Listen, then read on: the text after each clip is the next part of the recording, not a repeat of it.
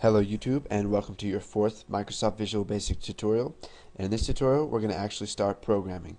Now to start off, we're going to go ahead and click New Project, and this will open up our new project window.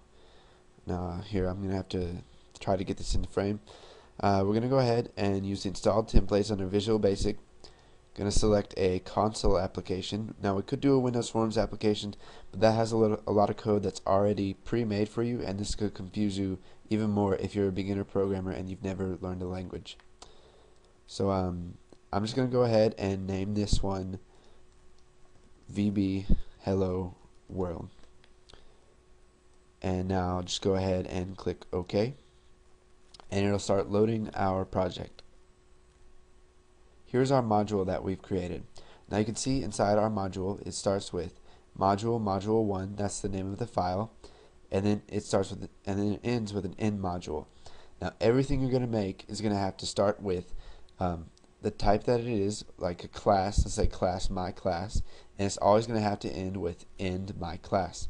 And for instance, here's our main, so here's sub main, and it ends with end sub. And now when I said class my class and then end my class, it'd be class my class and then end class. Sorry, I screwed that up a bit, but let's go ahead and get started. In every program there has to be what's called a main sub. Now what this does is it's the first sub that runs no matter what. The program has to have a starting point. You can't just go and create a bunch of subs and then run it and expect it to know what to do. It won't know what to do. So you have to create a main sub. Now in this case it has been created for us. So let's go ahead and start typing code inside of it. So we're going to start by typing console.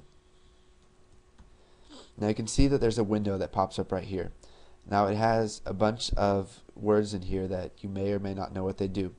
Now what this is called it's called IntelliSense.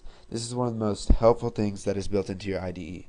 It looks at what you've already written and gives you suggestions based on that. So you can see here that the first one is console, which is what we want. So we're just going to type console dot, and then we'll do right, and you can see here that it's got right and right line. We'll just arrow down and select right line, press tab, and it'll automatically fill that in for us. Now when we call right line, this is a sub, and inside of it, inside of these parentheses right here, is what's called arguments. Now the arguments for writing a line to the console is a string. Now what a string is it's a bunch of characters put together, and they're stored inside of two quotation marks. So we'll just type hello world. Now this is our hello world string. It is not stored as a variable or a data type. It's just there for the time we need it, and then it's gone. Now in some languages this is called a literal string. I don't know if it's the same in Visual Basic. I haven't looked that up. But I'm just going to call it a literal string because it's the same thing. So down below that, what we're going to have to do is type console.readLine, and we'll leave empty arguments for that because we don't have to tell it to do anything specific. Now if we come up here, you can see the start debugging arrow. What this does is it runs our program in debugging mode, which will show us the errors down in the error list. So you can click this, or you can just press F5, and you can see that it starts up a console window, or a CMD window if that's what you want to call it, and it says hello world. And you can see that it's stopped right here because it's stopping to let us read the line. That's why we called console.readLine.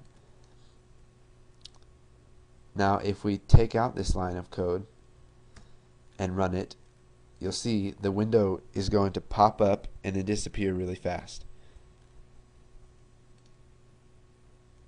Here, I'll do that one more time. So in order for us to be able to see what's actually going on before it closes, we're going to have to do console.readLine.